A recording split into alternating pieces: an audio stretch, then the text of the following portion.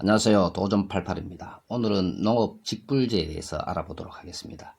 그럼 예전에는 농업 직불제 뭐 이렇게 이야기를 했는데, 농업 직불제란 살 직불제, 밭작물 직불제, 조건 분리 직불제, 이렇게 세 가지로 나눠서 지급을 했습니다.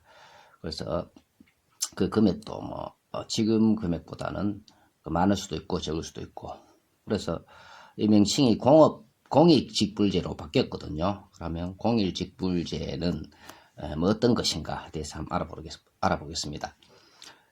공익직불제는 농업활동을 통해 환경보전, 농촌 공동체 유지, 먹거리 안전 등 공익을 증진하도록 농업인에게 보조금을 지원하는 제도입니다. 자, 그렇다면 그 공익 직불금을 다 받을 수 있는지 이걸 알아봐야 되겠죠. 그러면 일단은 직불금 지급 대상이 되는지를 확인해야 됩니다. 그래서 대상 농지가 있겠죠. 그래서 대상 농지가 있고 대상 농업인이 있습니다. 일단 대상 농지는 종전의 살, 밭, 조건 분리 직불의 대상 농지에 대해 소농 직불금 또는 면적 직불금을 지급을 합니다. 다만 직전 3년 중 1회 이상 직불금을 정당하게 지급받은 실적이 있어야 합니다. 그렇다면 대상 농업인을 한번 살펴보도록 하겠습니다. 기존 수령자는 그러니까 직전 3년 중 직불금 1회 이상 수령자가 가능합니다. 그리고 신규 농업인인 경우에는 후계 농업인, 전업 농업인 또는 전업 농육성 대상자가 될 수가 있겠습니다. 그리고 직불금 신청 직전 3년 중 1년 이상 0.1헥타르 이상 0.1헥타르라 하면 약 300평이 되겠죠. 그죠? 302.5평. 그러니까 300평 이상 경작 또는 연간 농산물 판매액이 120만원 이상인 신규 농업인. 두 가지가 있습니다. 대상 농업인은. 그리고 또 이런 사람이 있겠죠. 농촌 외에 거주하는 사람이 농업을 이제 주로로 주업을 하고 있고, 그러니까 다시 말하면 농사 짓는 곳에 안 사는 사람을 이야기하는 겁니다. 그죠? 이것은 증명을 자기가 해야 됩니다.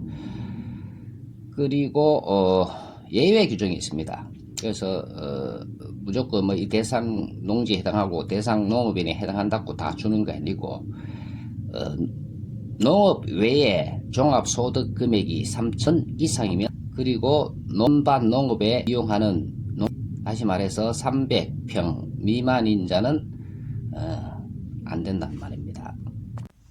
농사를 작게 짓고 있는 사람은 어떻게 되느냐. 그래서 소규모 농가 직불금이라고 해서 소농 직불금은 농가를 대상으로 면적에 관계없이 연 120만 원을 지급한다. 그래 1년에 120만 원을 지급한다 이럽니다. 규모가 작더라도. 농가는 주민등록표상의 세대를 의미합니다. 다시 말해서 주민등록표에서 세대주가 받을 수 있다는 이런 이야기입니다.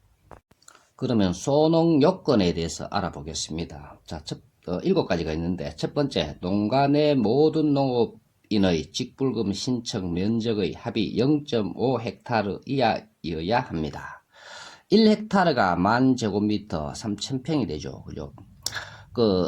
둘째, 농가뿐만 아니라 비농 포함한 전체 구성원의 소유 농지, 임대 농지 포함 면적 합이 1.55헥타르 미만이어야 합니다. 세 번째, 농가 내 모든 농업인 각각이 등록 신청 연도 직전까지 계속해서 3년 이상 농사를 지어야 합니다. 그래서 3년 이상 농사를 지어야 한다는 거죠. 그죠? 네 번째, 농가 내 모든 농업인 각각이 등록 신청 연도 직전까지 계속해서 3년 이상 농촌 지역에 거주해야 합니다. 다시 말해서 농촌의 지역에 거주를 해야 된다는 말이죠. 다섯 번째, 농가 내 모든 농업인 각각의 농업 외 소득이 2천만 원 미만이어야 합니다. 6번째, 농가 내 농업인 뿐만 아니라 비농업인까지 포함한 전체 구성원의 농업 외 소득의 합이 4,500만 원 미만이어야 합니다. 다시 말해서 농사를 도와주거나 뭐 하는 사람 전 세대 구성원이 소득 합이 4,500만 원 미만이어야 된다, 그런 뜻이겠죠.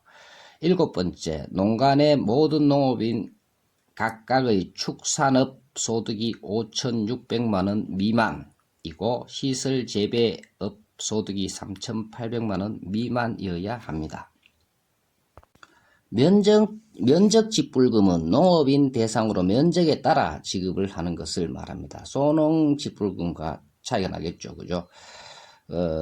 다시 말하면 헥타르당 100만 원씩 구분해서 지급합니다.